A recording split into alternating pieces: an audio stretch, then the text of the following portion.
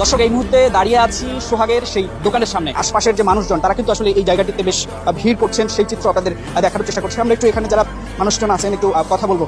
আপনি কি এখানে প্রতিদিন দোকান নিয়ে আসেন? কি জানেন আসলে? আমি কিছু জানি না।